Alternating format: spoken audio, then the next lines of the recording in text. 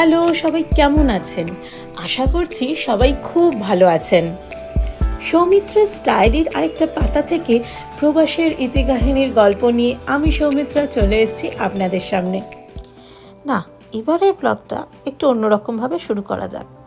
বাসনকোসন দেখেই ভাবছেন কি বানাচ্ছি।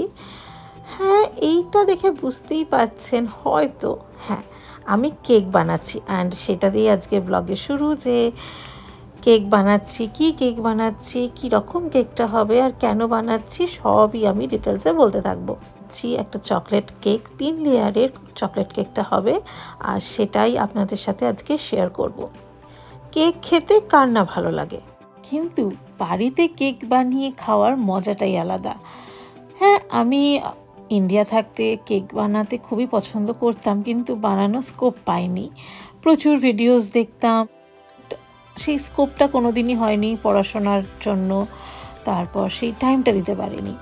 কিন্তু বিয়ের পর যখন ইউএসএ আসলাম আর যখন এত বড় একটা বেকিং ওভেন দেখলাম, তখন নিজেকে আটকাতে পারিনি কেক বানানো থেকে। তাই যখন আসি 2019 সাল থেকে একটু একটু করে বেকিংয়ে হাত পাকাতে শুরু করি। তো আমি আজকে চকলেট কেক বানাচ্ছি, বাট সবার প্রথম আমি শুরু করেছিলাম রেড ভেলভেট কেক দিয়ে। তারপর সুমনের পছন্দ ছিল লেমন ফ্লেভার কেক, আরও ভ্যানিলা কেক, কখনো কখনো চকলেট কেক আগেও বানিয়েছি।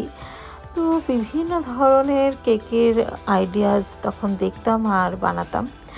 তো আজকে চকলেট কেকটা বানাচ্ছি কারণ অভিজিতের ছেলের জন্মদিন, আর ওর পছন্দ চকলেট ফ্লেভার কেক, আর তার সাথে ওর birthday theme Spidey and his amazing friends.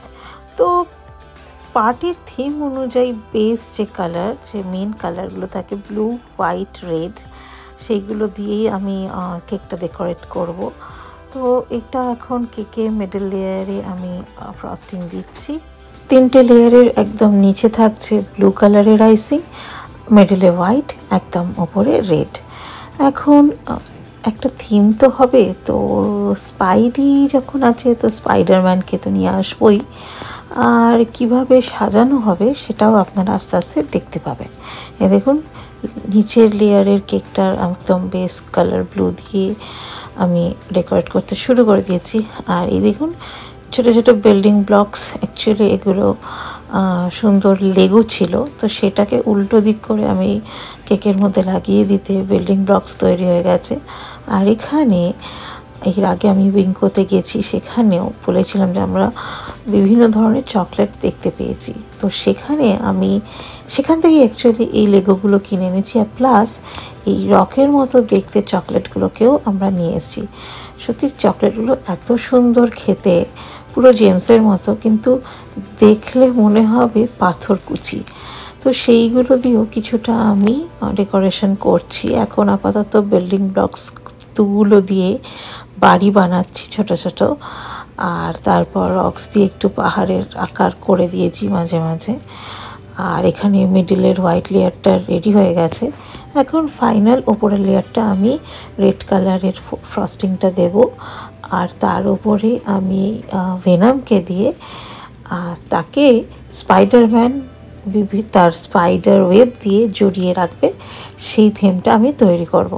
তো ওপরে কিছু রক্স দিয়ে দিয়েছি, জাস্ট লাইক যেন মনে হয় ভেনামকে পাথরের ওপর ফেলে দিয়েছে স্পাইডারম্যান, আর তাকে জাল দিয়ে পুরো বেঁধে দিয়েছে।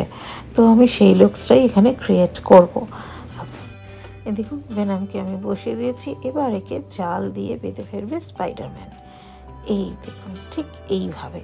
তো এই ছিল এবারে আমি কেকের থিমটা তৈরি করেছিলাম, ফ্রিজে রেখে দিয়েছি, ঠিক নিয়ে যাওয়ার আগে অ্যাসেম্বল হবে। আর এই ছিল কেকের ফাইনাল লুক, যেটা একদম পার্টিতে গিয়ে আপনাদের সামনে রিভিল করছি। আর হ্যাঁ, পার্টির কিছু ক্লেমস আপনাদের জন্য রইল।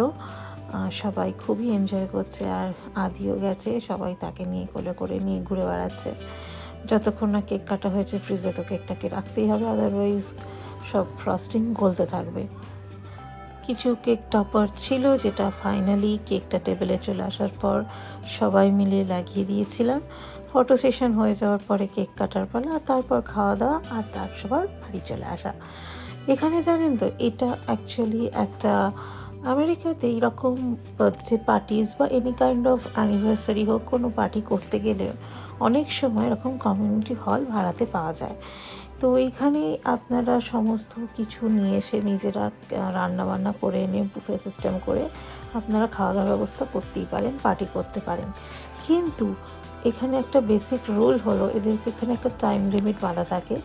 আপনারা পার্টি করছেন, ডেকোরেশন করছেন, খাওয়া দাওয়া করছেন, সব ঠিক আছে, কিন্তু হ্যাঁ, যে টাইম লিমিট বেঁধে দেওয়া থাকবে সেই টাইম লিমিটের মধ্যে আপনাকে পার্টি সবটা কমপ্লিট করে নিয়ে, এনজয় করে নিয়ে পুরো জিনিসটা ক্লিন করতে হবে। মানে হ্যাঁ, এই যে যত ডেকোরেশনস দেখছেন, বেলুন লাগানো থেকে শুরু করে খাওয়া দাওয়া হয়েছে, সব কিছু কিন্তু আপনাদের ক্লিন করে দিয়ে যেতে হবে, একটা কিছু যেন ঘরেতে না থাকে। এই জিনিসটা আমেরিকাতে ভীষণভাবে চল আছে। যে কোনো জায়গায়, সে পুজো হোক বা যে কোনো, যেমন দুর্গা পুজো হয় বা কোনো চার্চের ভেতরে, কোনো স্কুলের কমিউনিটি হলে, কোনো জায়গায় কোনো দুর্গা পুজো বা any kind of party throw করলে you have to clean that place after your party ডান।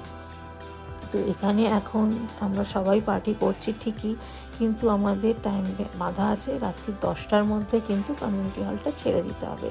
তাই জন্য পার্টি হয়ে গেলে খাওয়া দাওয়ার চেষ্টা করা হচ্ছিল যে যত তাড়াতাড়ি সম্ভব পার্টিটা যাতে ওভার হয়ে যায়, সবাই মিলে কেক ফেক কাটা হয়ে গেলে, খাওয়া দাওয়া হয়ে গেলে এই সমস্ত কিছু ক্লিন করতে হবে। এখন দেখুন মোটামুটি খাওয়া দাওয়ার সব এক জায়গায় রেডি হয়ে অনেকেই খেতে শুরু করে দিয়েছিল। আমরা একটু টুকটাক ফটো সেশন করে নিয়েছিলাম। আমার মা বাবাও গেছিলো, ওখানে ইনভাইটই ছিল। তো সবাই মিলে বেশ মজা করলাম। মা বাবারাও দেখলো যে আমেরিকাতে লোকজন কীভাবে পার্টি করে।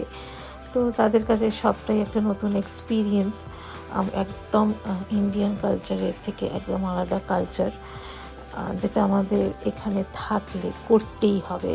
পুরোপুরি ইন্ডিয়ান ট্র্যাডিশনটা এখানে আমরা বজায় রাখতে পারি না, যে পাত পেরিয়ে সবাইকে সুন্দরভাবে সাজিয়ে গুছিয়ে খেতে দেওয়ার ব্যাপারটা এখানে একদমই হয় না।